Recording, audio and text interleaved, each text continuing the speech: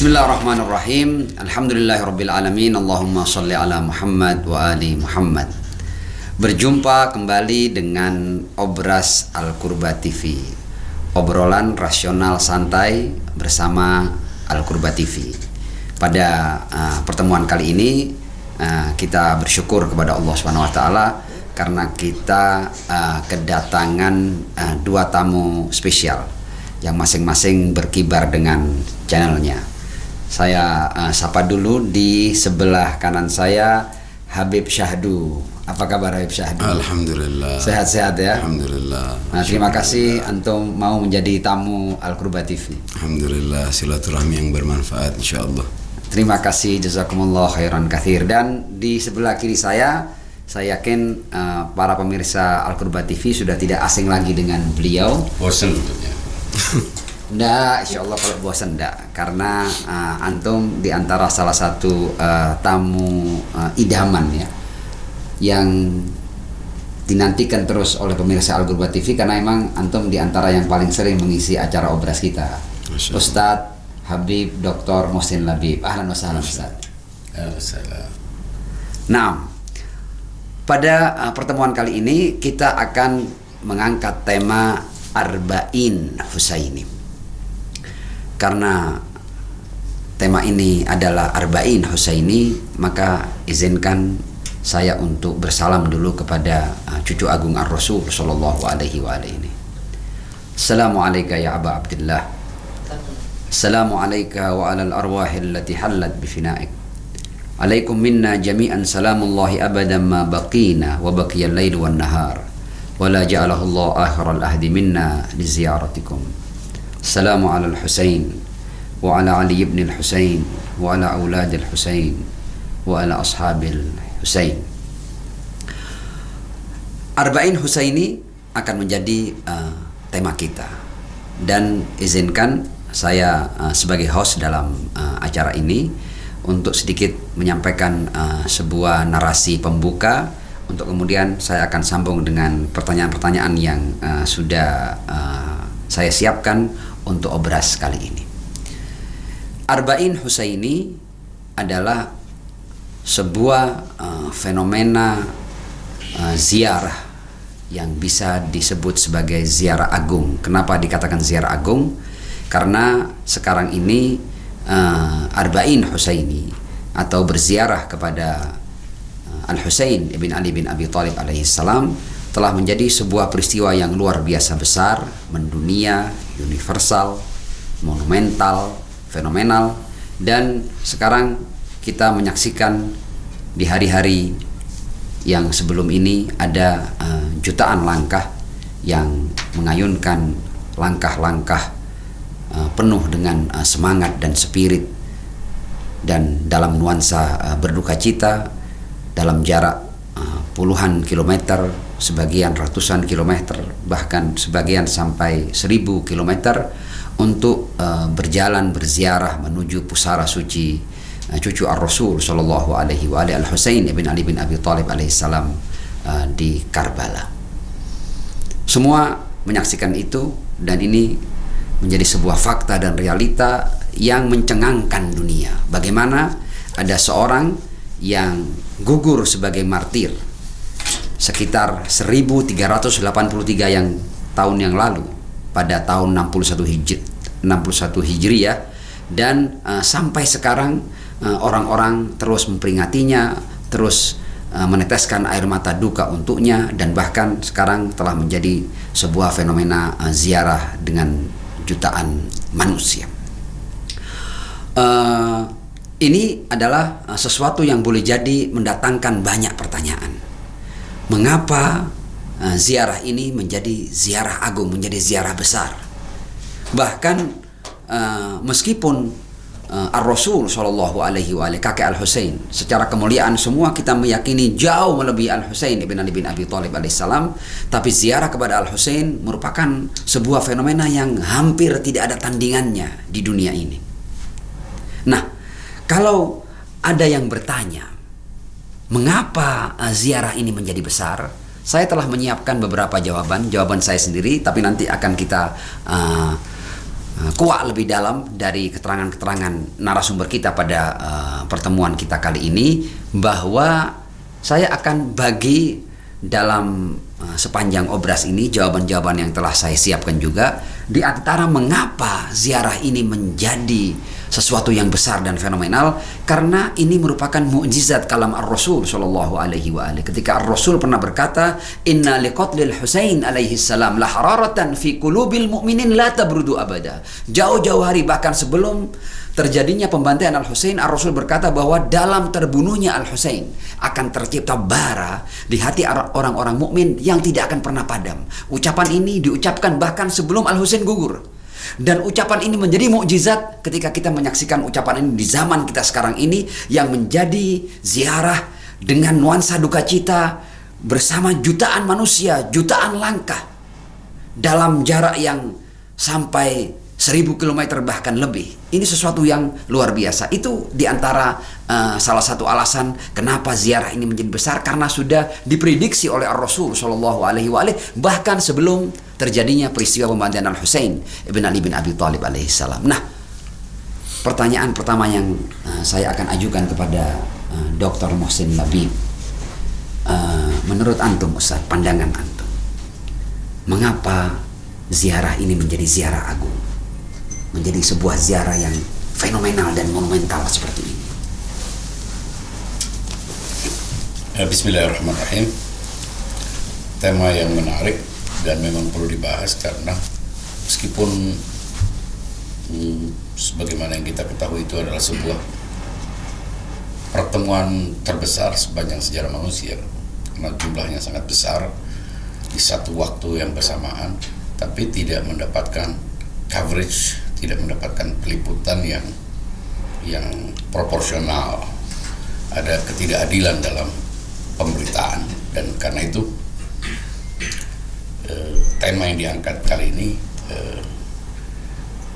memberikan sebuah makna apresiasi terhadap pertemuan yang besar itu, namun tidak mendapatkan perhatian dari media mainstream, termasuk media nasional kita. Justru yang sering mendapatkan perhatian itu hal-hal yang remeh, bahkan yang kadang-kadang tidak memiliki nilai positif. Itu pertama, karena itu saya sangat mendukung untuk diangkat. Kedua, pertanyaan tentang apa yang membuat ziarah yang ditandai dengan long march, dengan aksi turun ke jalan. Kita kan biasanya kalau aksi turun ke jalan itu kan demo, memprotes kenaikan BBM, ya hal-hal yang sifatnya itu berhubungan dengan kebutuhan-kebutuhan kehidupan material kita. Tapi manusia dari semua arah, tanpa ada yang mengkoordinir. Beda dengan haji. Haji itu ada kementeriannya, ada direktoratnya di berbagai macam negara, ada agen-agen travelnya, ada promosinya dan seterusnya. Tapi ini sebuah aksi orisinal, setiap orang dengan caranya sendiri, bahkan dengan berbagai macam cara dia berusaha untuk mencapai dan berada di dalam sebuah peristiwa besar ini. Saya melihat peristiwa ini dalam perspektif yang mungkin lebih luas, ya, yaitu bahwa mengapa ziarah yang long march, ziarah itu kan biasanya ya ziarah, orang berziarah mendatangi pusara, mengucapkan bela sungkawa, atau kalau kita berziarah ke makam pahlawan kita mendoakan. Tapi kan berziarah kepada Imam Husain, manusia suci, itu kita tidak mendoakan mereka, bukan supaya dosanya diampuni, bukan supaya derajatnya ditinggikan, tapi kita justru meminta doa kepadanya. Ini kan beda. Kalau kita biasa memberi, justru kita mengambil.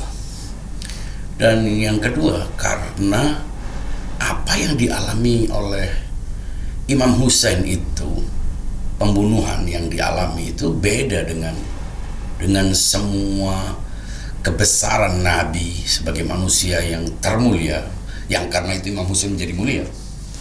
Kita jangan lupa kalau kita katakan Imam Husain itu mulia, Imam Ali mulia, para imam mulia, para wali itu mulia, itu karena semuanya mendapatkan kemuliaan dari Nabi. Semua itu kan dari Nabi. Jadi kita bicarakan Imam Husain itu berarti membicarakan salah satu produk Nabi, salah satu karya Nabi. Jadi tidak pernah lepas dari itu. Tapi coba kita lihat lebih luas lagi, mengapa ia begitu besar? Ya karena apa yang dialami oleh Imam Husain itu tidak dialami oleh para nabi dan para imam, bahkan manusia manapun. Orang dalam satu hari kehilangan semuanya. Orang kehilangan harta aja nangis.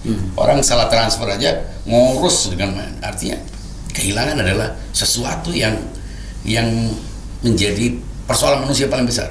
Mulai dari kehilangan kesehatan, kehilangan uang, kehilangan ketenangan, terakhir yang paling berat adalah kehilangan nyawa. Itu aja sudah sebuah peristiwa besar. Kita kan kalau merasa sakit itu ujung-ujungnya sebetulnya kita tidak sedang merisaukan sakit kita. Kita merisaukan kehilangan yang paling besar itu, yaitu nyawa, kesempatan untuk menghirup udara, kesempatan untuk menikmati dunia ini. Nah, Imam Husain itu membalikkan itu semuanya. Karena apa? Dia kehilangan keluarganya, anak-anaknya, keponakannya, orang-orang yang setia padanya di saat semua orang tidak peduli padanya. Mengapa dia bawa perempuan? Ya karena saat itu tidak ada laki, dalam tanda petik, gentleman itu tidak ada, sehingga dia perlu membalikkan keadaan. Sampai wanita semua harus hadir, itu tujuannya untuk shocking, untuk menyadarkan orang. Tidak cukup bisa disadarkan dengan ucapan, dengan nasihat, karena ini berhubungan dengan pikiran. Orang sebelum punya kehendak itu pikiran dulu. Nah, percuma kita suruh orang untuk punya kehendak itu kalau dia sendiri tidak punya pikiran tentang itu.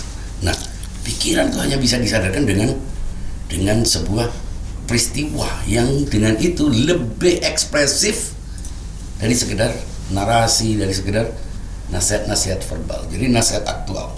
Apa yang dilakukan oleh Imam Husain adalah sebuah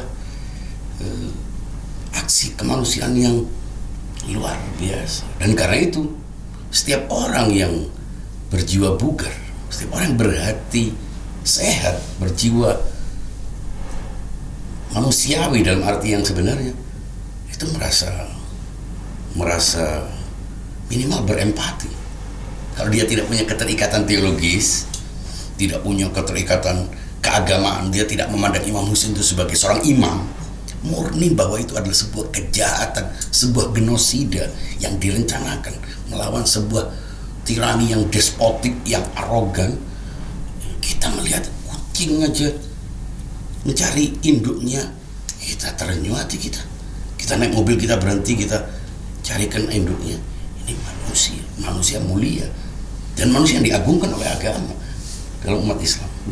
Dan karena itu orang-orang yang punya penghormatan kepada manusia berusaha untuk menegaskan kemanusiaannya dengan berada di dalam event yang kolosal ini. Makanya dia lintas agama, lintas mazhab, lintas etnik, lintas geografi. Semua yang datang. Orang ateis pun datang. Ini disebutkan Profesor Dugin dari Rusia yang dikenal tidak beragama lah minimal, hadir di situ. Kalau orang-orang Kristen memang punya sejarah. Jangan lupa, pengorbanan itu tidak dimulai pada Imam Husain. Sejak dahulu-dahulu para nabi, para bijakawan dunia juga melakukan pengorbanan itu. Makanya peristiwa penyaliban juga ada, dibesarkan bahkan di beberapa negara seperti di Chili, di beberapa negara di Spanyol itu juga punya event begini, event menghormati sebuah pengorbanan. Tapi di Arba'in memang punya energi yang lebih. Mengapa? Karena pesan-pesan Imam Husain itu memang universal, memang berbicara tentang agama. Makanya tadi bicara tentang mukmin. Ya, mukmin itu tidak harus dipahami dalam pengertian teologi keagamaan tertentu, tapi iman kemanusiaan yang kembalinya kepada fitrah. Sehingga mukminin itu siapapun yang manusiawi mukmin, iman kepada nilai-nilai kemanusiaan yang sublim, dan itu bisa dirasakan oleh siapapun. Nah, dari situlah orang tidak lagi melihat dia sebagai tokoh agama atau bahkan imam suci bagi kelompok Syiah. Dia lintas, dia bukan tokoh Syiah, ya bahkan bukan tokoh Muslim. Dari perspektif ini dia adalah simbol kemanusiaan. Dialah yang berusaha untuk mempertahankan makna kemanusiaan di tengah hipokrisi dan kekejaman manusia yang sudah tidak lagi peduli terhadap nilai-nilai kemanusiaan. Makanya dari 1000 sejarahnya kan cuma beberapa orang itu awalnya, kemudian ratusan orang, kemudian ribuan orang, kemudian puluhan ribu orang, kemudian 1 juta orang, kemudian belasan juta orang, kemudian 20 juta orang, dan ini akan terus. Mengapa? Karena disitulah orang menegaskan dirinya untuk berada. Sekarang orang berusaha untuk hadir dalam event-event yang tidak manusiawi. Dengan adanya internet ini kan orang menuju kepalsuan, tapi Arba'in membalikkan keadaan, dan semua itu menjadi malaikat-malaikat bertulang. Orang dari semua status, ada seorang yang bangkir, ada guru besar, semuanya berada dalam posisi yang sama, pelayan atau dilayani, pelayan atau dilayani, dan semuanya berada dalam satu spirit yang sama, seolah-olah itu aneh-aneh yang berusaha mendekati api cinta, seolah-olah mereka itu kawanan semut yang berebut untuk menenggelamkan dirinya dalam danau madu cinta. Tidak ada kata lain selain cinta, tidak ada perdebatan, tidak, semua berusaha untuk menunjukkan mana cinta. Disitulah otentisitas cinta dibuktikan di tengah media yang berusaha untuk mendegradasi mana cinta. Saya kira itu. Ya, terima kasih Ustadz. Antum memberikan jawaban yang sedikit banyak membuka kira-kira kalau orang hendak memahami kira-kira apa alasan dibalik besarnya jumlah dan kepedulian umat manusia terhadap gugurnya Al-Husain ibn Ali bin Abi Thalib alaihissalam. Keterangan antum saya yakin menambah pemahaman mereka tentang apa alasan dibalik itu.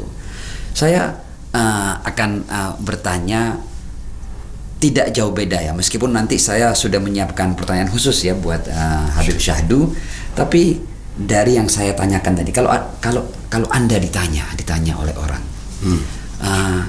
kenapa ziarah ini menjadi besar begitu?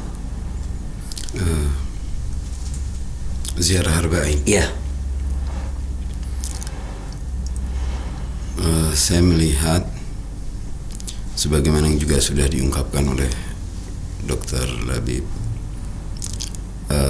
bahwasannya menarik sekali di mana manusia di sana berkumpul dan disatukan oleh cinta.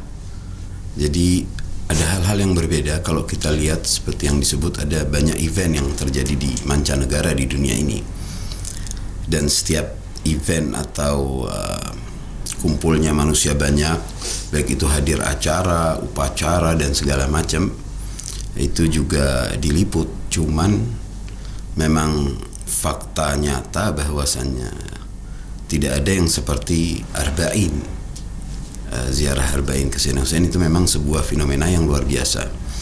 Kita melihat kalau seperti dalam ritual Islam adalah suatu kewajiban bagi yang punya untuk pergi haji. Ya. Haji adalah suatu kewajiban. Jadi setiap orang Islam yang punya dan mampu, dia akan pergi haji. Di situ ada tuntutan kewajiban. Dan juga ziarah ke Madinah, ke Rasul, karena kecintaan dan penghormatan kepada Nabi Muhammad. Jadi Makkah dan Madinah menjadi pusatnya. Tuntutannya berbeda dan ada batasan. Untuk yang dibolehkan adalah hanya orang yang beragama Islam. Ya. Dia menjadi tanah haram bagi orang-orang yang tidak beriman. Sementara kita melihat semua hal ini ada di Portugal, namanya yang dibuat pilgrim, tempat berkumpul bahkan sampai jutaan yang dinamakan kota Lady Fatima, kota Fatima. Di setiap bulan Oktober mereka berkumpul dan berdoa, umat Nasrani di sana. Selain juga di Vatikan, terus di mancanegara lah dengan berbagai macam budaya dan agama. Tapi melihat fenomena ziarah Arba'in, saya belum pernah ke sana. Tapi saya melihat suatu hal yang luar biasa yang kalau mungkin kata antum itu adalah mukjizat dari apa yang sudah diungkapkan oleh Rasulullah, dan ternyata itu memang semakin nyata di masa kini, betapa puluhan juta manusia dari mancanegara tak diorganisasi oleh negara manapun, partai manapun seperti yang diungkap oleh Ustaz Labib itu, tapi bersatu ke sana, dan di sana ada lintas agama, lintas ras, lintas aliran. Bahkan yang saya dengar ada muslimin, sunnahnya, syiahnya, kaum Nasrani, kaum Hindu ada yang berangkat juga ke sana.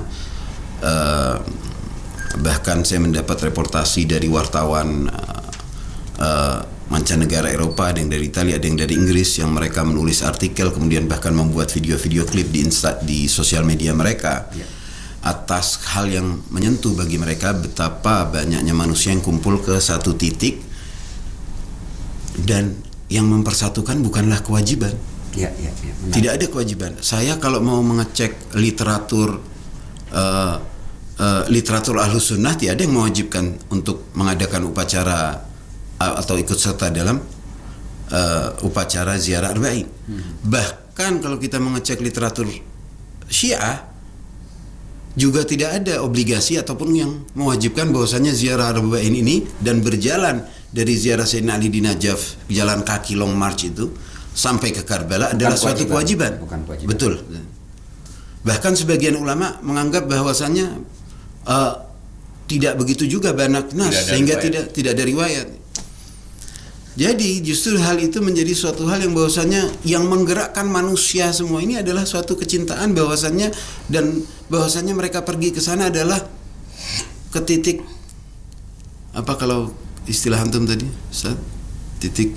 Ke titik cinta. Yang mana bukan karena kewajiban, tapi karena keinginan mereka, karena sukarela mereka, dan karena mereka menganggap bahwasanya sosok Al-Husain adalah simbol keadilan, simbol kecintaan, dan simbol pengorbanan, dan simbol kebangkitan. Dengan melihat sejarah apa yang terjadi di hari Asyura di Karbala itu akan sesuai hadis Nabi, akan mengundang hati orang-orang yang beriman. Bukan hanya itu, bahkan orang yang dari sisi kemanusiaannya, kalau ada seorang non-muslim aja seperti Thomas Carlyle, Edward Gibbon, dan banyak kaum sejarawan barat pun mengatakan bahkan hati yang paling dingin pun akan meleleh ketika membaca sejarah Al-Husain. Jadi saya melihat panggilannya itu bukan karena kewajiban. Itu yang membuat dia ekstra menjadi semua menyatu di situ adalah karena cinta kepada perjuangan dan pengorbanan, khususnya pengorbanan sang sosok itu. Jadi dia memang spesial dan secara aktual telah berhasil mengumpulkan manusia puluhan juta dari mancanegara untuk berjalan dan berziarah di hari ke-40. Itu adalah suatu hal keajaiban yang kalaupun ditutup-tutupi udah di sosial media semua bisa melihat. Saya gak pernah ke sana tapi sering melihat bagaimanapun juga hal yang ajaib. Nah, menarik. Jadi poin yang antum bidik adalah bagaimana sebuah, kalau boleh kita katakan, ritual ini ya, yang bukan wajib ya. Baik bahkan dalam pandangan kaum Syiah pun bukan wajib berziarah ke mana itu, ke Karbala atau di Arba'in umumnya. Tidak seperti ibadah haji, tapi kalau ibadah haji kemudian mendatangkan jutaan umat manusia, karena ini adalah sebuah kewajiban. Tapi ini bukan kewajiban, dan faktanya yang terjadi jutaan manusia datang, terpanggil, dan bukan hanya dari kalangan muslimin saja. Juga artinya non muslim datang, muslimin juga bukan hanya Syiah saja ya. Tentu ya. Ikhwanun Ahlus Sunnah juga mereka berbondong-bondong berziarah ke pusara suci Al-Husain bin Ali bin Abi Thalib alaihissalam. Nah, Ustaz, terima kasih. Antum menambah poin penting ya dalam orang memahami apa alasan dibalik besarnya ziarah Arba'in ini. Kalau tadi antum mengatakan antum tidak punya pengalaman ya secara khusus berziarah Arba'in, tapi saya yakin Ustadz Habib Dr. Muhsin Labib itu pernah punya pengalaman berziarah ya. Kalau boleh Ustadz, apa yang bisa antum bagi kepada pemirsa tentang pengalaman antum berziarah Arba'in ke Imam Husain alaihissalam? Ya, kebetulan saya ini mungkin termasuk rombongan pertama yang melakukan perjalanan Arba'in di komunitas Ahlul Bait di Indonesia. Ya. Kira-kira tahun 2010. Itu memang dulu tidak sebesar seperti saat ini. Lebih lebih longgar, dan waktu itu juga aparat keamanan tidak ikut. Ya, orang berinisiatif sendiri, kebanyakan juga dari warga Irak dan Iran. Tidak banyak bendera-bendera negara Eropa, Afrika, waktu itu belum banyak. Kebetulan waktu itu juga musim dingin, jadi berat sekali.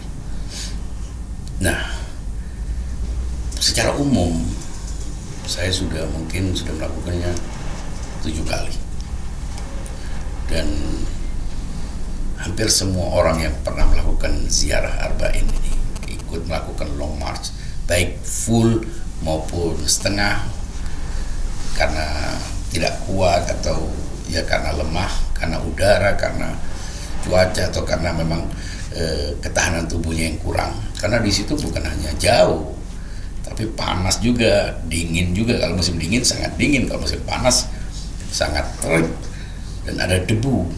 Debu bukan hanya debu biasa, debu puting beliung yang membawa pasir dan tanah dari Sahara. Di sana tidak ada pohon-pohon kita bisa berlindung, bernaung. Jadi memang deritanya itu berkali lipat. Tapi meskipun itu dengan semua deritanya, ada yang kakinya melepuh, ada yang orang cacat, banyak gitu. Justru kita melihat mereka punya spirit, punya kekuatan lebih dari kita. Ada yang menggendong ibunya, ada yang tidak bisa berjalan, dia merangkak. Itu semuanya dilakukan dengan sukacita.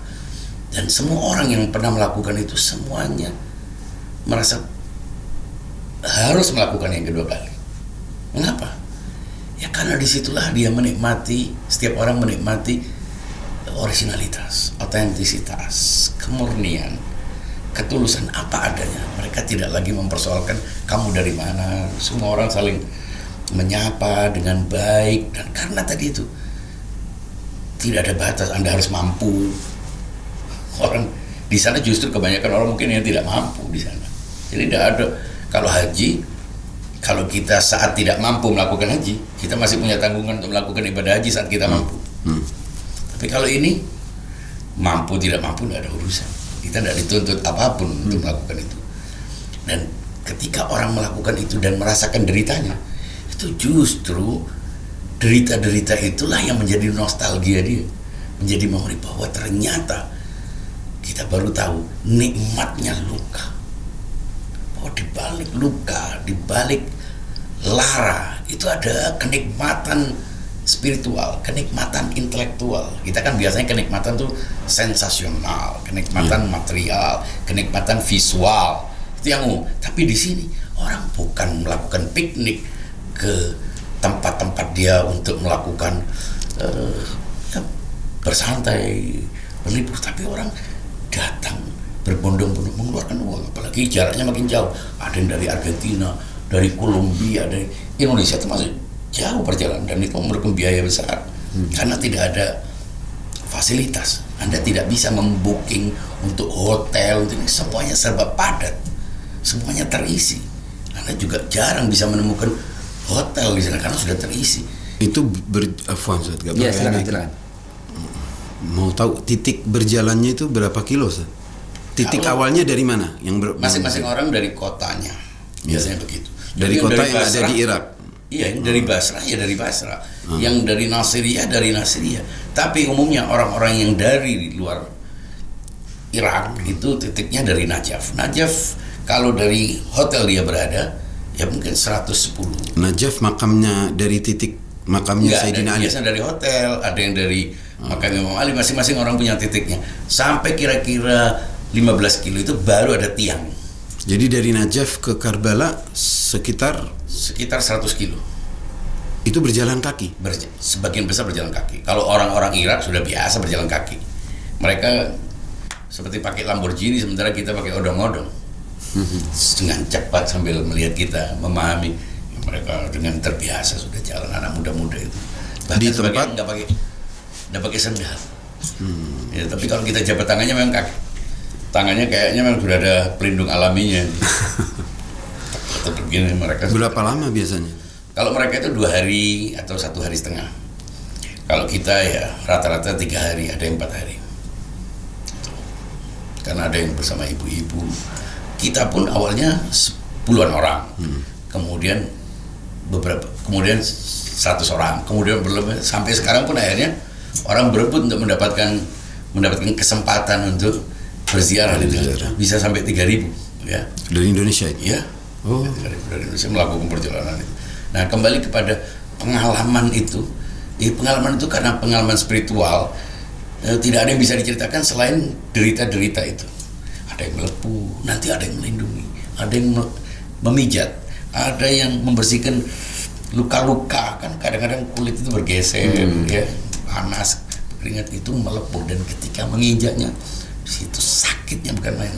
Kulit-kulit yang paling tipis di pelapis paling akhir dari daging itu kan perih. Tapi justru kita harus jalan.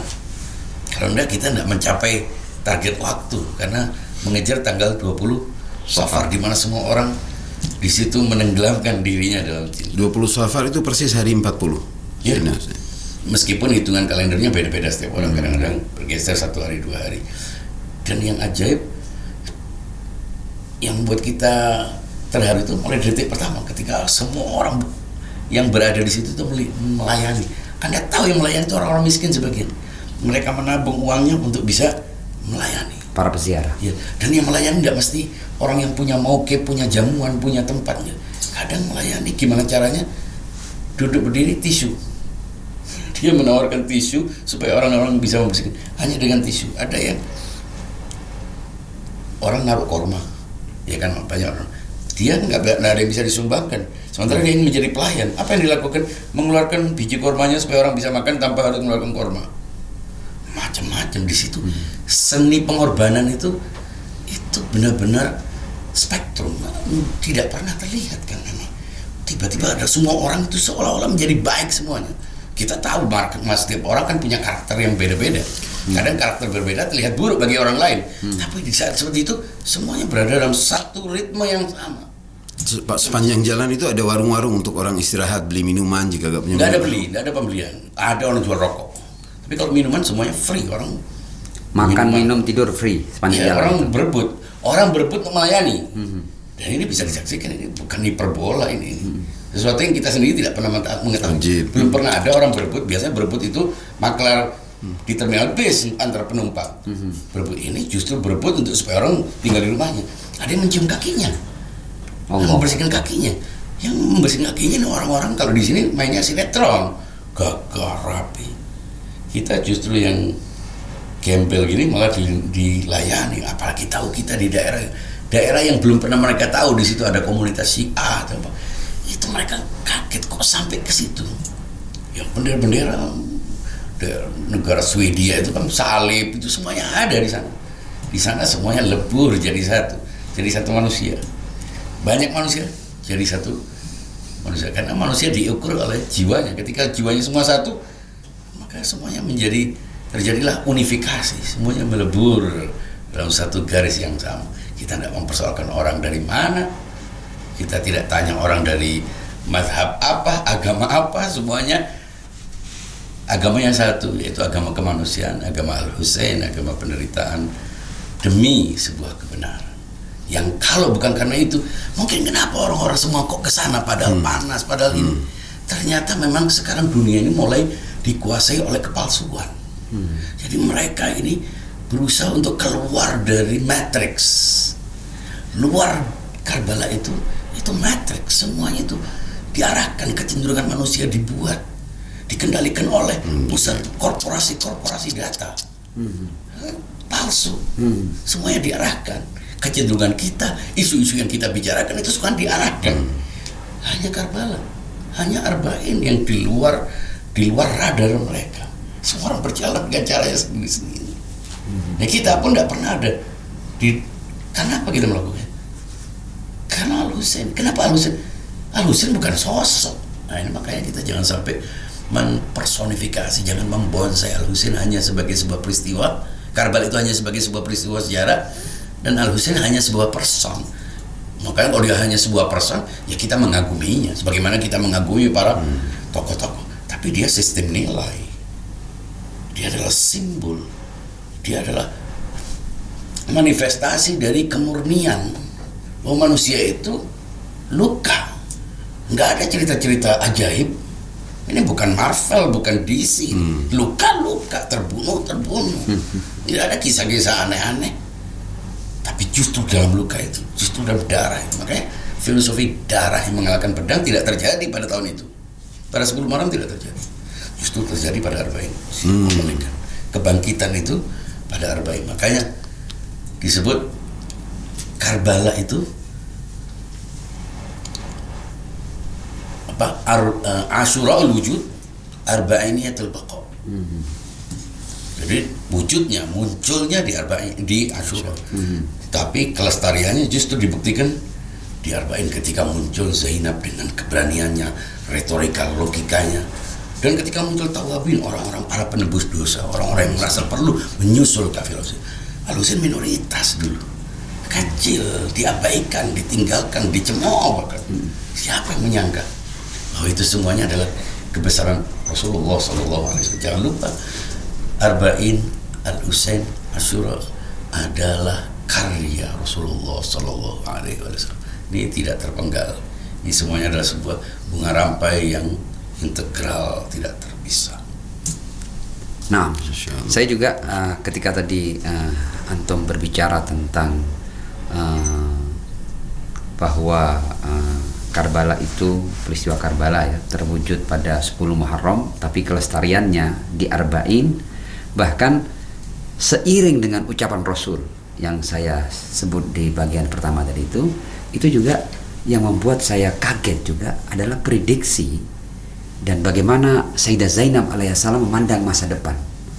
Jadi saya kira yang membaca sejarah perjuangan Al-Husain ya, setelah terbunuhnya Al-Husain, bagaimana Zainab dan Imam Ali Zainal Abidin kemudian ditawan dan digiring dari Karbala ke Kufah, ke tempat Gubernur Ibnu Ziyad ya, kemudian dari Kufah ke Syam, ke tempat Damaskus ya, ke tempat Yazid ya, istana Yazid di sana. Itu saya masih ingat apa yang menjadi ucapan Sayyidah Zainab, dan itu juga ternyata ucapan itu terbukti sekarang ini ketika Sayyidah Zainab berkata, "Kid kaida was asa'yak wa nasib juhdak." Ini bagian ini. Fa wallahi la tamhu dzikrana wa la tumitu wahyana. Jadi ketika Sayyidah Zainab berkata kepada Yazid pada saat itu ya, pada saat kalau kita mau melihat ini kalah, semua pasukan Al-Husain berserta Al-Husain terbantai di Karbala, kepala-kepala mereka dipisahkan dari tubuhnya, ditancapkan di atas tombak, dikarak dari kota ke kota. Sayyidah Zainab dirantai di borgol, Imam Ali Zainal Abidin juga dirantai di borgol. Ini adalah tawanan-tawanan di istana penguasa yang memenangkan peperangan pada saat itu. Dia berkata, lakukan apa yang bisa kamu lakukan, silahkan maksimalkan daya upayamu. Kit kaidak was asayak wa nasib juhdak. Kemudian bagian ini, fa wallahi, demi Allah kamu tidak akan pernah bisa menghapus sebutan kami. Dan ternyata ucapan Zainab itu dari waktu ke waktu, dari tahun ke tahun, abad ke abad, sampai sekarang ini semakin membahana, semakin menyebar. Dan betul Al-Husain hidup, dipuja dan dipuji setiap saat sampai sekarang ini, bahkan oleh jutaan manusia. Dan Yazid setiap saat mendapat kutukan. Wallahi, demi Allah, la tamhu dzikrana wa la tumitu wahyana. Kamu tidak akan mampu, orang sekerdir kamu wahai Yazid tidak akan pernah mampu untuk menghapus sebutan kami dan membunuh wahyu kami. Ya. Nah, saya akan masuk pada wacana lain. Kita semua tahu Habib Syahdu ini dalam channelnya beliau punya semacam kecenderungan ya, atau mungkin telaah khusus tentang masa depan. Saya minta antum untuk ambil waktu yang cukup. Silahkan antum jelaskan apa kaitan Arba'in dengan masa depan? Insyaallah khair. Ini kalau kita memang mencari berupa nas-nas yang menjelaskan hubungan antara keduanya, yaitu antara Arba'in dengan masa depan atau akhir zaman, itu memang cukup rumit.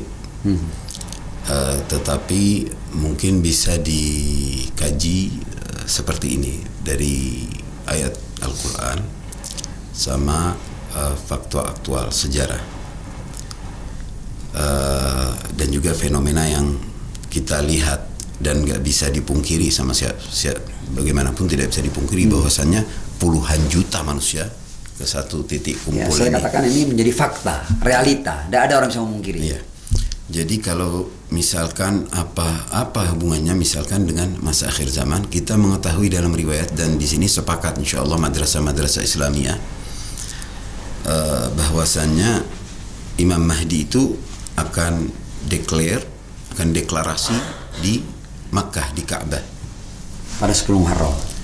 Dalam riwayat juga dijelaskan pada hari 10 Muharram. Mungkin ada riwayat-riwayat yang lainnya mengatakan Ramadan dan lain-lain, tapi seperti yang paling banyak mengatakan pada hari Ashura.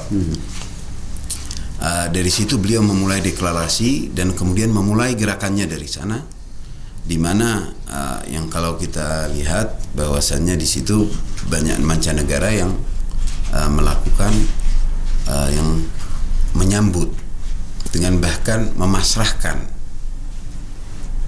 seperti dikatakan bahwasannya Yaman, Irak, Iran dan bahkan negara Syam. Kemudian tidak dilihat kalau dalam riwayat bagaimana negara Arab Teluk, tapi sepertinya kalau kita lihat karena tidak ada disebutkan penaklukan ataupun bahkan peperangan, itu takluk karena rakyatnya mayoritas pasti bakal akan bersama Imam Mahdi di saat itu.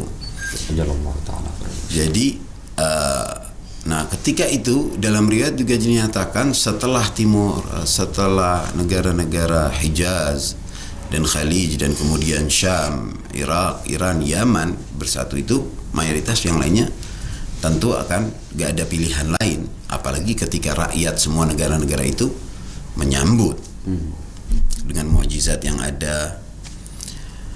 Kemudian dalam riwayat dijelaskan beliau kemana setelah itu. Beliau akan ke Irak sebagaimana datuk beliau Sayyidina Ali. Di masa kekhalifahan Sayyidina Ali, Kufah adalah pusat pemerintahan. Jadi dalam riwayat bisa dicek ini data. Itu beliau sebagaimana dahulu kala diantaranya untuk mengamankan Al-Haramain supaya dia suci dan tidak ada terjadi pertumpahan darah di sana. Dan juga dari sisi geografi, Irak mempunyai sejarah kuno. Bahkan ada riwayat dari masa Nabi Nuh dan para anbiya. Nah, kemudian sisi geografisnya ini sangat penting. Nah, untuk menarik ke sejarah sebelum waktu, selain waktu juga dari sisi geografisnya. Jadi dinyatakan di situ bahwasannya setelah dari Makkah dan negara-negara itu, pertama Imam Mahdi akan sampai ke Irak. Di sini akan menjadi pusat pemerintahan, khususnya pusat yang berhubungan juga dengan pusat militernya, pusat para pengikut dan kekuatannya. Itu dalam riwayat. Nah, jelas mulai dari titik Makkah dan Ka'bah itu sebagai kiblah tentu yang akan menegakkan keadilan, menegakkan agama Allah, mensejahterakan manusia, dan akan melawan, memerangi kezaliman yang melanda dunia. Itu akan mulai dari titik yang mempunyai energi tersempurna dan terkuat, yaitu Ka'bah. Sebagaimana Rasul lahir di Makkah dan memulai dakwahnya dari Makkah, dan juga sebagaimana itu awwalu bait wudi'a linnas, maka dari situlah beliau akan muncul. Tapi ada hal lain di situ. Ini satu. Dan tentu kiblah kedua itu adalah sangat penting. Dan dia di Aqsa. Makanya dalam riwayat setelah adanya konflik peperangan yang kemudian dimulai dari sana Irak dengan negara-negara yang tidak mau menerima ataupun memerangi musuh yang ada disebut juga Turk dan lain-lain, itu pasti bagaimanapun akan kembali ke titik kiblah yang tempat kesuci juga yang pernah menjadi kiblah. Ya kan? Sama kalau kita lihat ini jelas dalam surat Al-Isra. Bismillahirrahmanirrahim. Subhanalladzi asra bi'abdihi lailan minal masjidil haram ilal masjidil aqsa alladzi barakna haulah. Tapi ada masalah di sini. Di sini yang menguasai adalah tentu musuh-musuh yang membuat segala propaganda. Kita tahulah bagaimana apa yang dilakukan Israel bukan rahasia lagi. Nah, beliau memulai menguatkan dulu dan pengumpulan ada dari sini. Sekarang kita tarik ke masa belakang mengenai sisi geografis ini. Kembali ke 8 abad lalu. Kita lihat di Al-Quran bagaimana Al-Quran menyebutkan beberapa negara.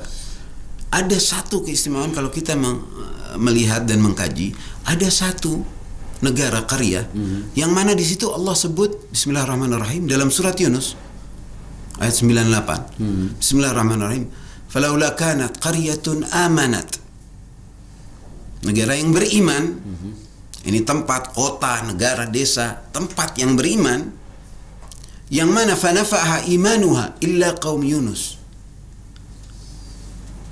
Suatu kota yang imannya ataupun negara yang imannya bermanfaat bagi para penghuninya. Kecuali kaum Yunus. Yang mana Allah katakan lamma amanu, ketika mereka beriman, kashafna anhum adzabal khizy.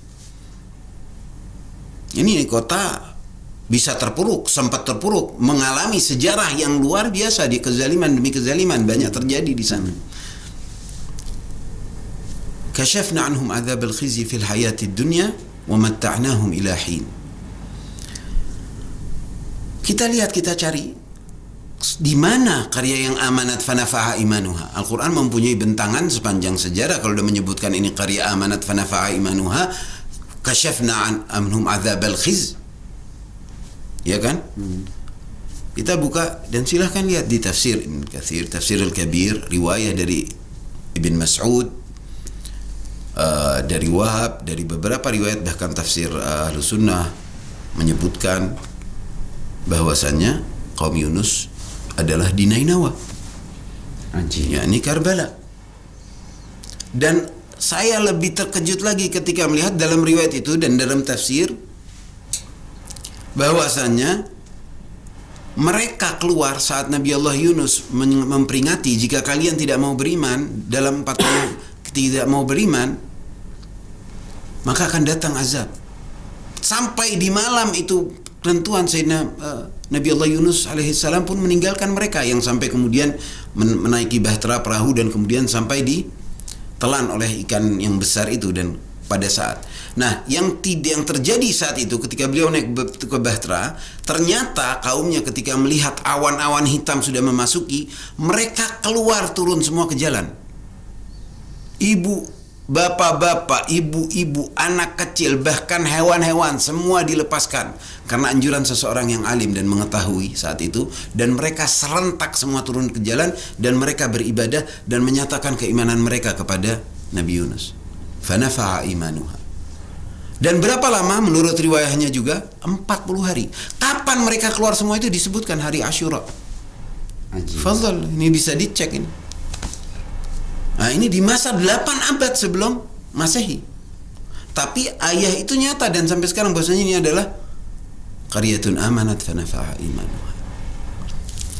Nah, ketika Imam Mahdi juga disebut akan negara itu, dan di sini akan menjadi titik kumpul pergerakan yang mana dan kekuatan yang mana di sini akan berkumpul manusia-manusia yang sebagaimana kalau Imam Mahdi dinyatakan sayamla'ul ardha adlan wa qistan kama muli'at dhulman wa jawra, akan memenuhi bumi dengan keadilan, kesejahteraan sebagaimana ia terpenuhi dengan segala kezaliman. Seperti yang Ustaz Labib sebutkan tadi bahwasanya orang yang kesana ini menanggalkan semua, keluar dari algoritma dan arahan-arahan tempat dan segala yang diusulkan dalam sosial media, pola pikir mereka, gambar-gambar mereka lihat yang untuk pergi ke titik-titik tertentu dengan kemauan dan hasrat-hasrat pribadi. Ini lain, ini keluar dari semua itu dan ternyata pengikutnya besar juga yang untuk atas nama cinta ini, yang bahkan mainstream media tidak mengcoverage, tapi hampir semua orang tahu juga. titik kumpul ini tentu akan berlangsung dan akan semakin besar. Sementara ada pihak yang akan menggempur. Ini titik kumpul keadilan dan kebenaran ya. Ini titik kumpul di mana orang-orang di sana pergi demi cinta dan mengagungkan Sayyidina Husain yang telah pahlawan pengorbanan dan sosok yang mazlum, tetapi darahnya telah mengalahkan pedang.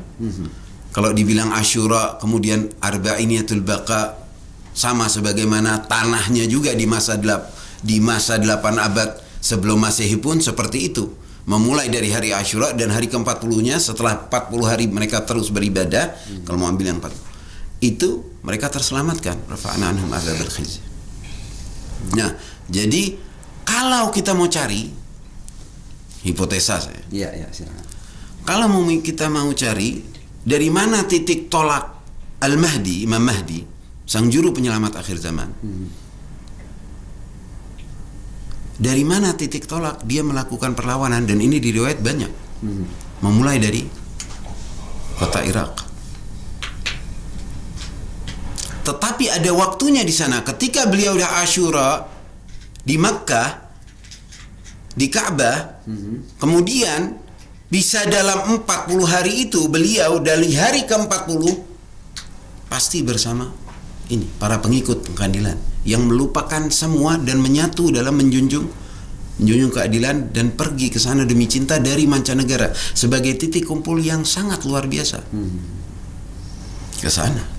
Kalau mau lihat tanda-tanda itu, apakah ada orang yang ingin mencari titik kumpul di sana? Ada puluhan juta manusia yang jiwanya siap meninggalkan tanah airnya, meninggalkan zona nyamannya, kemudian berangkat dan pergi untuk berjalan kaki pawai. Teringat gambaran bagaimana kaum Yunus yang meninggal, untuk mendapatkan keselamatan diri dan menyatakan bahwasanya mereka berada di pihak yang akan menegakkan keadilan dan akan memerangi kezaliman. Maka kalau orang mau cari di dunia ini pasti menentukan di situ. Selain mengetahui ada riwayat-riwayat tersebut yang dikatakan beliau akan ke sana. Dan timing di Arba'in ini, itu yang saya melihat bahwasanya ini punya bentangan ke masa depan yang akan menyambut. Jadi tamhid untuk jadi mukaddimah dan persiapan untuk kesiapan manusia yang akan menerima Imam Mahdi, yang mana mereka akan beriman dan juga memilih sang pemimpin telah siap jiwa mereka. Satu itu. Kedua, bukan hanya sekedar kalau kita mencari seperti itu. Kedua, ada tanda-tanda dan bukti. Kalau kita bisa membaca ziarah Asyura kepada Sayyidina Husain yang warid, yang ada dalam riwayat Ahlul Bait, di sana ada maqta, ada bagian yang jelas-jelas disebut. Seperti misalkan Fa'as'alullah alladhi akrama maqamaka wa akramani bika. Ya kan? Aku memohon kepada Allah yang telah memuliakanmu, hai Sayyidina Husain. Dan memuliakan aku denganmu. Wa akramani bika an yarzuqani talaba tharika ma'a imamin mansurin min ahli baiti Muhammad. Allahu Akbar. Agar Allah memberikan aku karunia untuk aku menuntut dan bangkit demimu bersama seorang pemimpin imam yang ditolong oleh Allah dari Alu Muhammad, dari keluarga Muhammad. Siapa Imamun Mansur? Siapa iman yang dapat pertolongan langsung dari Allah di sini? Kalau selain yang dimaksudkan adalah Imam Mahdi dari cucu Al-Husain. Dan ini semua bisa menyepakati siapa Al-Mahdi, terlepas dari peridentifikasiannya versi yang mana atau siapa saja, tapi yang pasti ini akan keluar dan di situ akan ada penuntutan yang mana beliau akan menuntut darah dan akan memerangi kezaliman sebagaimana terjadi pada datuknya Al-Husain. Satu. Dan subhanallah, jawaban dari permohonan ini terjawab di dalam ziarah Arba'in. Kalau kita lihat juga ada isyarat yang sangat jelas juga. Di situ dikatakan misalkan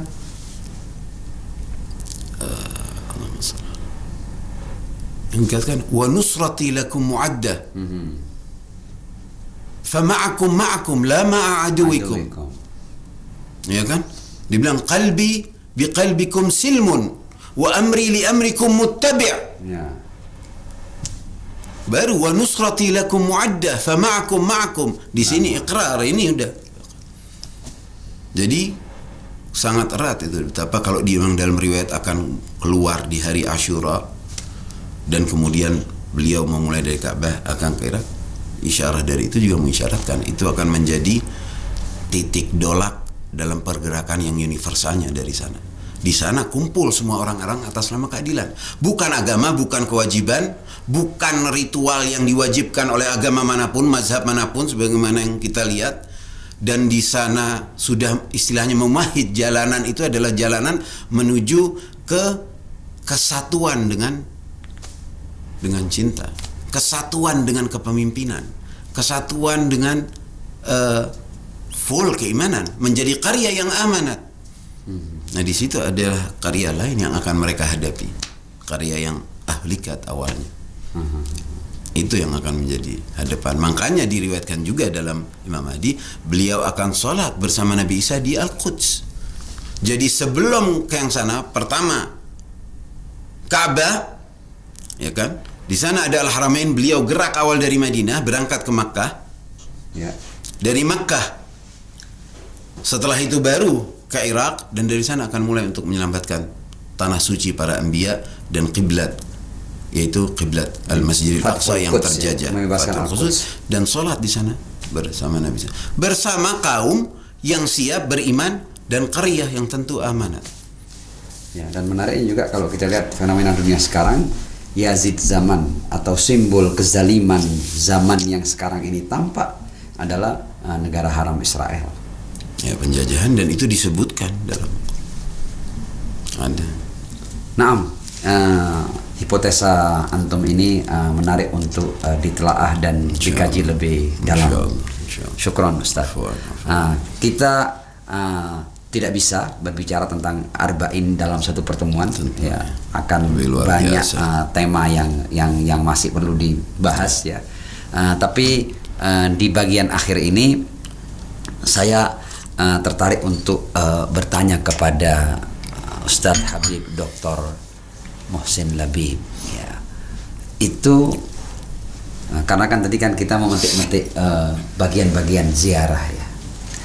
Nah, dalam ziarah arba'in itu kita membaca poin ini. Dan saya juga terus terang ketika membaca poin ini, saya juga berusaha untuk memahami kira-kira apa di balik poin ini. Tapi saya minta pandangan antum Ustaz. Dan mudah-mudahan ini juga menjadi jawaban bagi pengikut Ahlul Bait yang memang mereka punya tradisi ya di setiap hari arba'in untuk membaca ziarah arba'in ini. Dalam bagian ketika dikatakan wa badzala muhjatahu fika liyastanqidha ibadaka minal jahalah wa hayratid dalalah.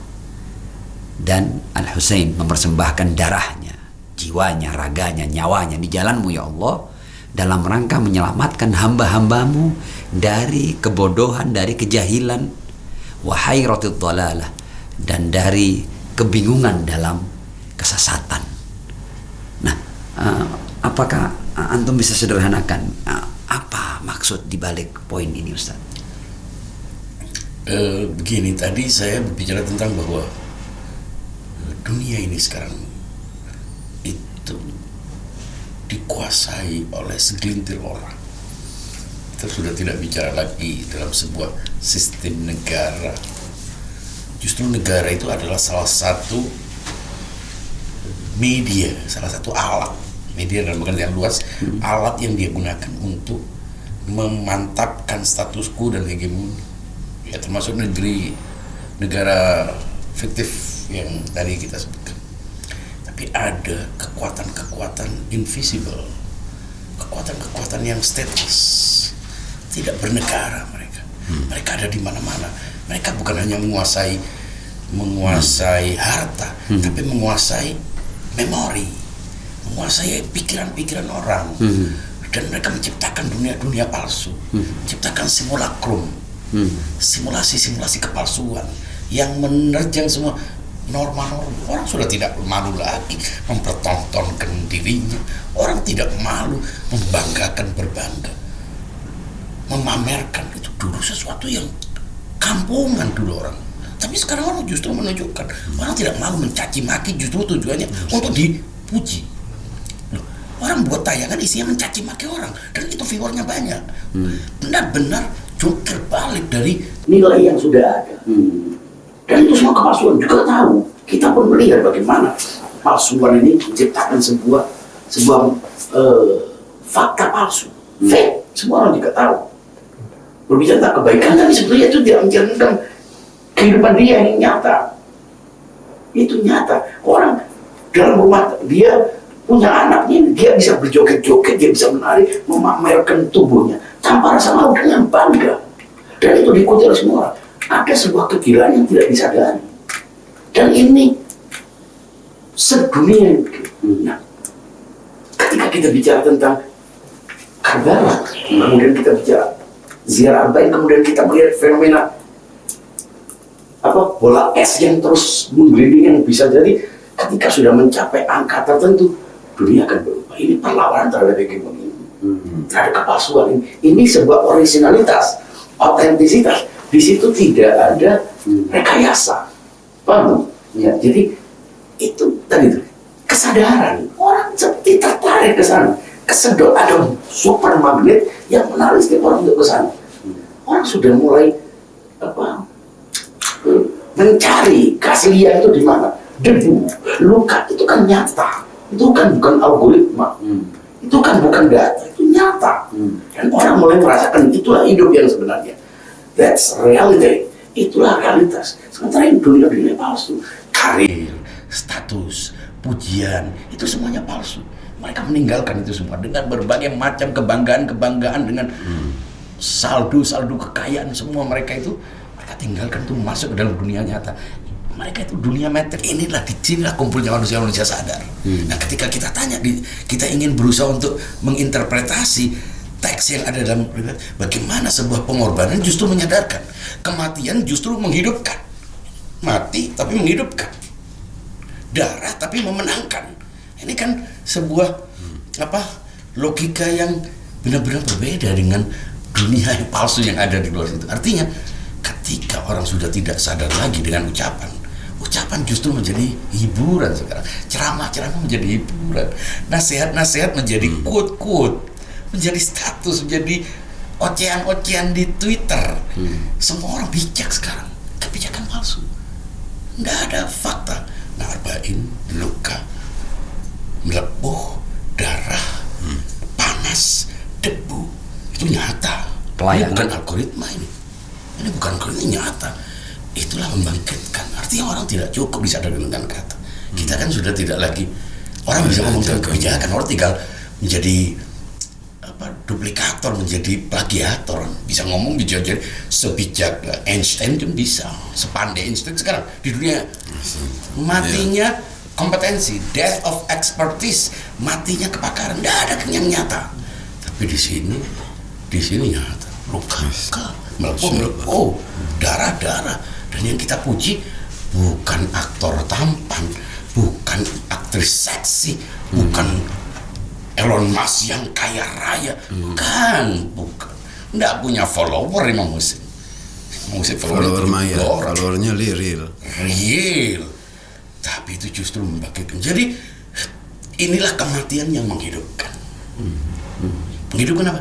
Menghidupkan orang hidup dalam arti yang sebenarnya. Kita kan dunia mati sebetulnya, sepertinya hidup, tapi pikiran dia, gerak dia, kecenderungan dia semua dikendalikan orang. Tidak benar-benar hidup, digambarkan seolah hidup. Jadi ketika kita berada di Arba'in, kita lihat luka, kita lihat ketulusan, lihat penghormatan orang, itu sesuatu yang sekarang langka. Makanya orang semua datang ke sana untuk menegaskan, saya termasuk yang punya awareness, saya termasuk yang punya kesadaran. Saya ada karena saya berada dalam sebuah peristiwa yang sangat real. Itulah Arba'in. Makanya wabadal muhjatahu Fika. Dia berkorban demi kamu. Kamu apa? Kamu the one. Kamu adalah realitas yang sejati. Untuk tujuannya menyadarkan orang yang lagi linglung dalam algoritma, linglung dengan pujian, dengan liker, dengan kepalsuan, dengan subscriber, dengan pujian orang, dengan rating, dengan angka-angka palsu, dunia digital, dunia angka-angka. Tidak nyata. Disitulah Karbala, Arba'in, Asyura itu menjadi sesuatu yang penegasan bagi siapapun, apapun keyakinannya, apapun agamanya, apapun etnisnya, apapun negaranya. Aku nyata, aku hidup, aku merasakan luka, dan betapa nikmatnya luka itu, betapa nikmatnya derita. Itu kira-kira. Ya, terima kasih jawaban antum semakin membuka pemahaman kita semua, insya Allah, Ustaz. Nah, saya akan lanjutkan untuk jawaban saya yang pernah saya rangkum tentang mengapa fenomena ziarah arba'in menjadi fenomenal dan monumental adalah bahwa karena Al-Husain ibn Ali bin Abi Thalib alaihissalam, cucu Rasul ini adalah dia merupakan Ahlul Bait, dan Ahlul Bait ini adalah sekumpulan orang yang menyatu dengan agama ini. Ini saya berbicara dari sudut pandang agama Islam dulu ya, Ustaz ya. Menyatu dengan agama ini. Kenapa saya katakan bahwa Ahlul Bait menyatu dengan agama ini?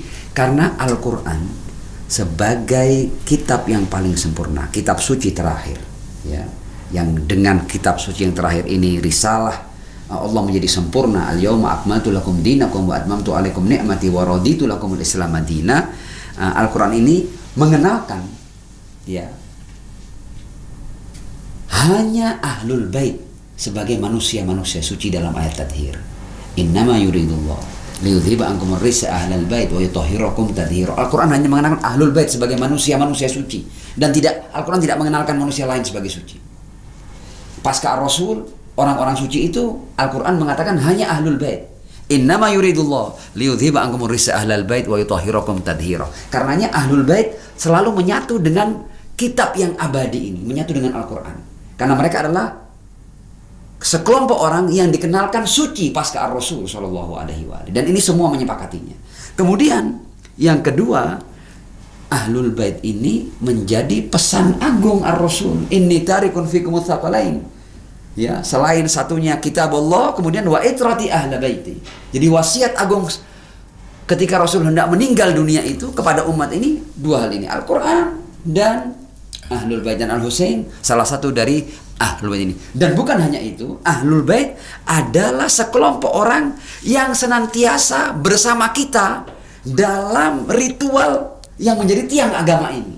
Dalam sholat kita, dalam sholat setiap mukmin itu, kalau orang mukmin dalam sholatnya tidak menyebut Ahlul Bait, la sholata lahu. Kita mengingat semua kan syair Imam Syafi'i, ya ala baiti Rasulillah hubbukum. Wahai keluarga Rasul, mencintai kalian. Fardun minallahi fil Qur'ani anzalahu, sebagai sebuah kewajiban yang Allah turunkan di Al-Quran. Jadi kenapa Al-Husain tidak bisa dilupakan? Karena Al-Husain menyatu dengan Al-Quran, menyatu dengan agama ini, menyatu dengan ritual yang paling top, yaitu sholat, yang merupakan amududdin, tiang agama. Dalam lanjutan syair Imam Syafi'i ini, yakfikumu min azimil fahri annakum, cukup bagi kalian dari sisi kebanggaan bahwa kalian man lam yusalli alaikum la salata lahu, yang kalau tidak bersolawat kepada kalian jadi senam, maka sholatnya jadi senam, ya, tidak ada sholat bagi mereka. Jadi artinya Ahlul Bait ini adalah bagian daripada ritual yang paling top dalam agama ini, yang merupakan tiang agama, yaitu sholat. Kalau tidak bersolawat kepada mereka, bukan sholat, jadi senam. Ya, saya ingin nambahin. Silakan. Iya, memang kata Ahlul Bait seperti yang antum katakan, dia pasangan Al-Quran tanpa Ahlul Bait. Makanya kalau ada orang selalu membawa Al-Quran, di sini Al-Quran, tapi Al-Quran ini kan pemahaman, undang-undang. Negara ini punya undang-undang. Nah, terus kalau setiap orang ikut menafsirkan undang-undang, sudu-suduan kata orang Jawa antar warga negara. La haula wala quwwata illa billah. Undang-undang berdasarkan apa yang saya pahami, kamu sudah melanggar undang-undang. Jadi kamu setiap orang menggunakan undang-undangnya. Dengan penafsirannya sendiri. Ada Mahkamah Konstitusi. Allahu Akbar. Ini Ahlul Baitnya negara ini adalah Mahkamah Konstitusi. Artinya hanya dia yang punya hak untuk menafsirkan. Ini logika negara, nggak usah jelimet-jelimet. Kalau setiap orang menggunakan undang-undang menafsirkan atas sesama, wah, jadi yang satu jadi hakim, satu jadi tersangka setiap orang. Bisa orang melakukan apapun dengan itu, tapi tidak setiap orang boleh menafsirkan. Ini di negara yang orang tidak semua yang ngerti agama, tapi logikanya begitu. Bayangkan agama yang bukan ada Mahkamah Konstitusi. Iya, ya ini. Artinya aku beri undang-undang, aku juga beri penafsirnya. Iya. Yang memang pada tanpa ini orang saling bunuh atas nama Al-Quran. Iya. Sudah terjadi. Sudah terjadi, benar. Orang bisa saling membunuh atas nama undang-undang. Maksimal hakim sendiri. Iya. So paling NKRI, so ini akhirnya membubarkan. Padahal dia anti NKRI justru dengan tindakannya.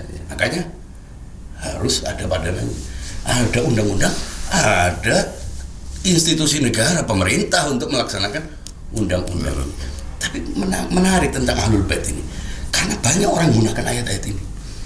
Ayat Ahlul Bait, dua ayat Ahlul Bait tadi, saya justru mengklaim dirinya dia jadi memasukkan dirinya sebagai Ahlul Bait yang justru digunakan oleh orang-orang yang sama sekali 1 mili pun tidak mencerminkan perilaku Ahlul Bait. Padahal Ahlul Bait ada orang-orang pilihan. Nah, kalau semua orang berarti bukan pilihan dong. Nah, setidaknya dalam Al-Quran dikatakan suci.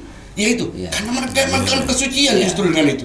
Yang akhirnya agama ini, ayat-ayat ini dieksploitasi untuk tujuan-tujuan mereka. Makanya kita harus sadar, kembalikan makna Ahlul Bait pada maknanya yang suci. Suci karena fungsinya menjadi padanan Al-Quran, bukan suci sebagai penceramah. Kalau hanya ngajari orang, nasihati, baca wirid, baca ini terus jadi suci, ya gampang. Suci berarti sesuatu bukan yang tidak perlu ayat berarti. Cuma nasihati jadi suci, cuma sorbanan jadi suci.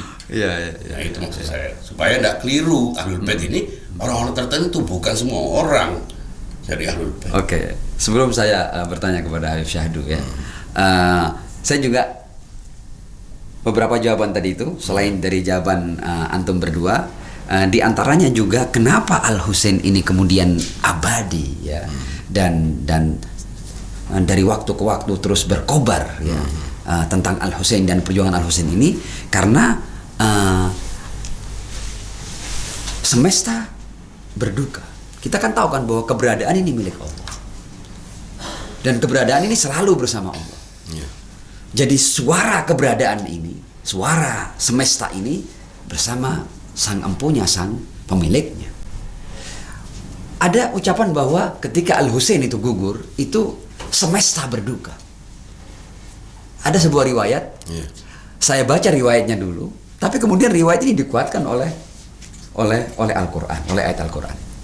Ketika dalam riwayat ini dikatakan oleh Al-Imam Ja'far As-Shadiq alaihissalam kepada salah seorang perawi yang bernama Zurarah, ya Zurarah, inna sama bakat alal Husain arba'ina sabahan ad-dam, wa innal arda bakat arba'ina yawman bisawad, wa inna syamsa bakat arba'ina sabahan bil kusuf bil humrah, wa innal jibal taqatta'at wa intatharat, wa innal bihar tafajjarat, wa innal malaika bakat arba'ina sabahan al Husain, sampai akhir riwayat ya. Yang intinya riwayat ini mengatakan, wahai Zurarah, ketika Al Husain terbunuh, itu langit menangis selama 40 hari, menangis darah, nangis langit. Bumi menangis dengan kabut hitam selama 40 hari. Matahari menangis 40 hari dengan gerhana dan warna kemerahan. Ya. Bukit-bukit ya yang ada di alam ini itu bergetar, bergeser, berguncang. Kemudian laut-laut menunjukkan gelombang yang besar, tafajjarat. Para malaikat selama 40 hari menangis untuk Al Husain. Boleh jadi orang bertanya, apakah mungkin langit menangis untuk terbunuhnya seseorang? Kadang-kadang orang tidak percaya bahwa langit itu menangis. Tapi kalau orang kembali kepada Al-Quran, Al-Quran menyatakan tegas-tegas bahwa langit menangis. Al-Quran mengatakan ketika orang zalim seperti Fir'aun itu terbunuh karena perlawanannya kepada Nabiullah Musa alaihissalam, dia ditelan oleh air.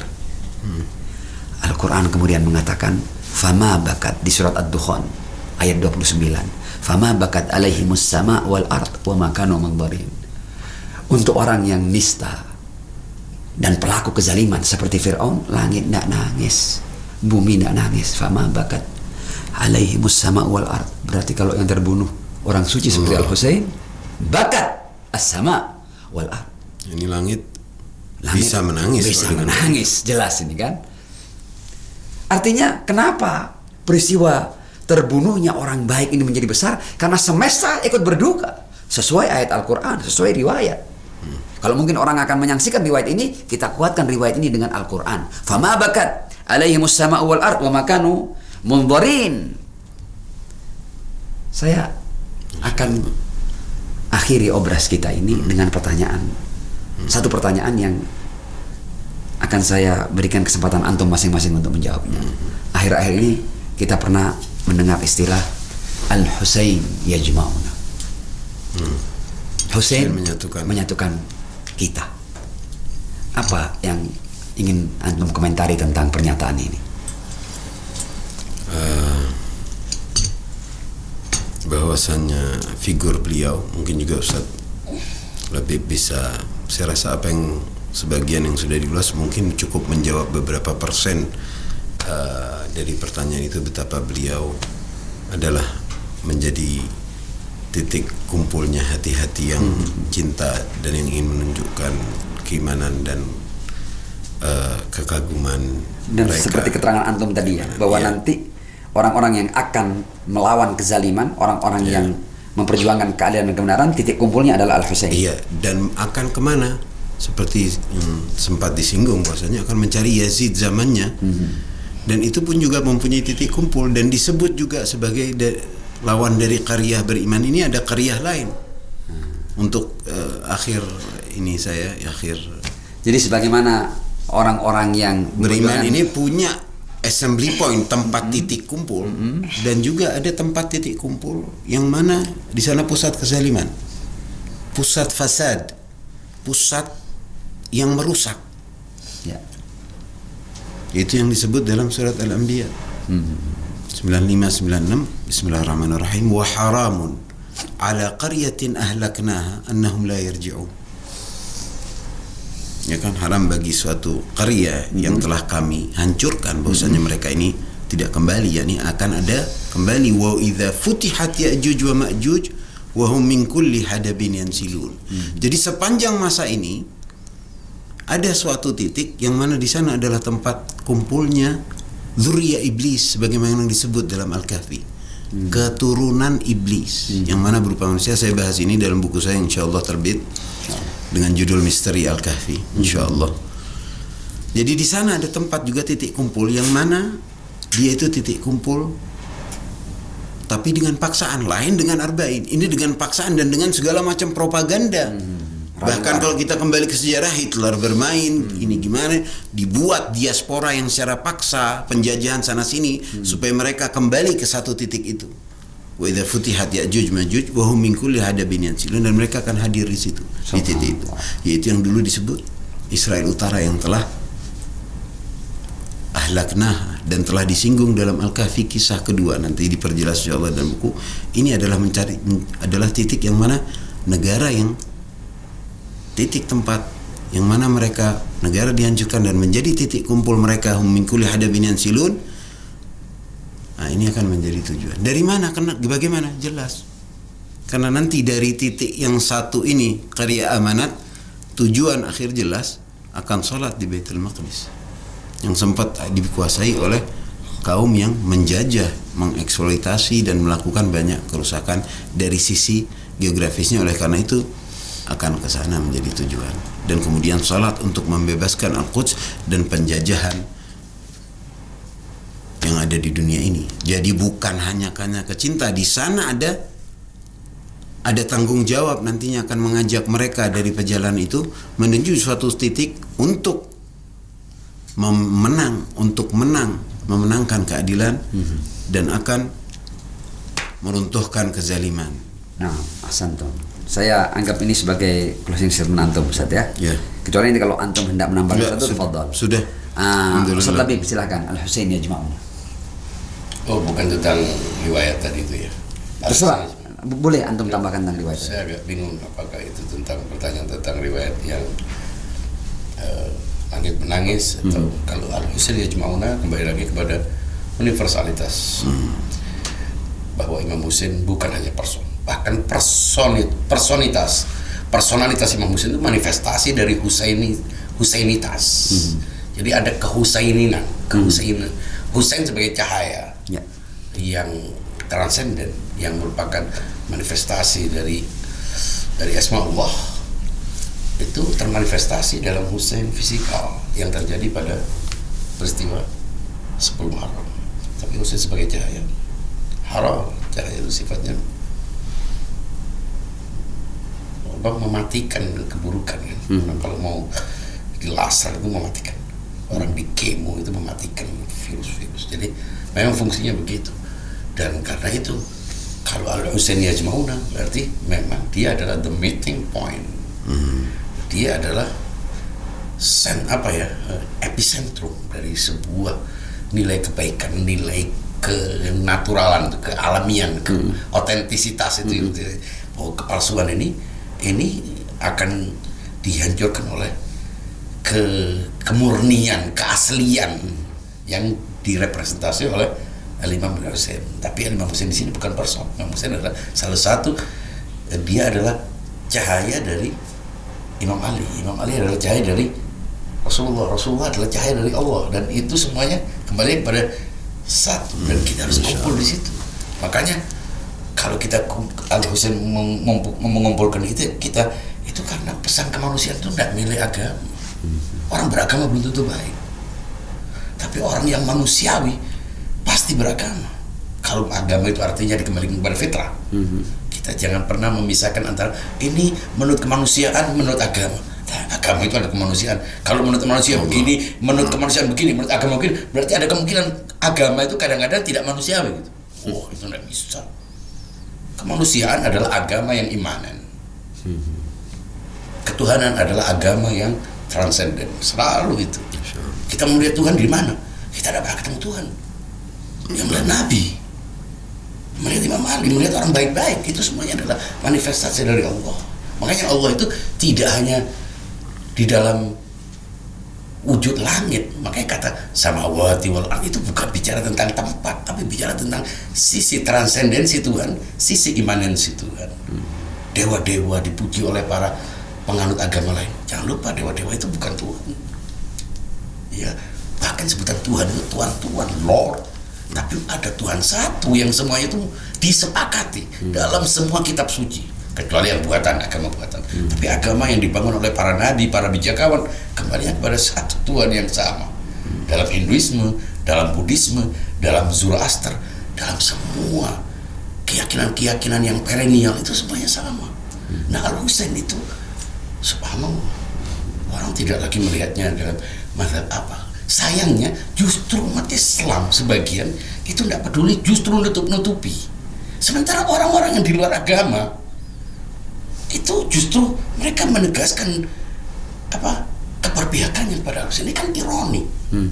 Saya takut justru jangan-jangan yang selama ini disebut umat Islam itu justru mereka ini. Yang disebut mukmin itu justru mereka ini. Kan apa ukurannya agama? Orang beragama itu apa sih? Dari penampilan, dari ritual. Saya kira yang lebih bagus, lebih penting dari ritual adalah spiritualitas. Nah, spiritualitas dimaknai dari apa? Cinta. Nanti baru muncul ritual.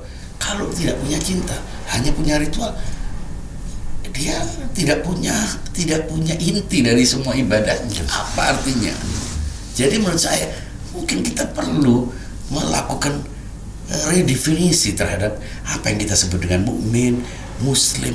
Karena muslim kadang-kadang justru membuat kita kadang-kadang tidak merasa orang-orang dikafirkan oleh sesama muslim. Kita lebih nyaman dengan orang yang tidak seagama tapi dia punya iman insani. Orang-orang yang beda agama dengan kita di acara Long March Al-Bain itu jelas-jelas beda.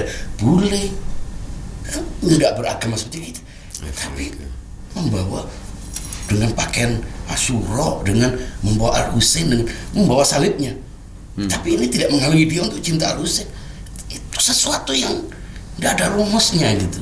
Jadi menurut saya Al-Husain mengumpulkan kita atas prinsip kemanusiaan. Dan kemanusiaan itu adalah ketuhanan, jangan pernah dipisahkan. Kemanusiaan adalah agama. Fitratullahi allati fataran nas 'alaiha. Makanya jangan sampai kita bilang ini menurut kemanusiaan begini, menurut agama begini. Kemanusiaan adalah agama. Kalau ada agama yang bertentangan kemanusiaan, pastikan itu bukan agama. Agama palsu. Itu agama kekuasaan yang dibangun oleh orang-orang tertentu, tujuannya untuk mengeksploitasi, membodohkan. Orang beragama justru tidak jadi pintar akhirnya, justru jadi bodoh. Membunuh orang dengan alasan agama. ambil wudhu bahkan La haula sebelum wala bunuh quwwata orang. illa Ini kan billah. Inna lillahi wa yang inna tidak ilaihi mungkin dihadirkan oleh Tuhan untuk menjadi agama bagi manusia. Jadi Al-Husain yajma'una, Al-Husain adalah epicentrum bagi semuanya yang masih bugar sebagai manusia. Terima kasih. Ini mungkin menjadi obras terpanjang kita ya. Dalam sejarah obras Al-Qurba TV ini kayaknya terpanjang, dan sepertinya masih banyak ini hal yang perlu saya tanyakan, tapi lagi-lagi masalah waktu yang memang kita sudah sangat panjang, dan izinkan saya menutup obras kita kali ini bahwa kalau kita berbicara tentang titik temu, dan titik temu itu kalau kita kembali kepada Al-Quran adalah wa'tasimu bihablillahi jami'an wa la tafarraqu. Al-Quran berbicara tentang hablullah, tentang tali Allah. Nah, apa tali Allah ini? Tali Allah ini tidak lain adalah apa yang disampaikan oleh Ar-Rasul sebagai wasiatnya. Kitab Allah wa itrati ahla baiti. Al-Quran dan ahlul bait adalah titik temu seluruh umat manusia. Demikian obras kita pada kesempatan kali ini yang kita membahas Arba'in Husaini, dan saya akan tutup dengan Assalamualaikum ya Aba Abdullah.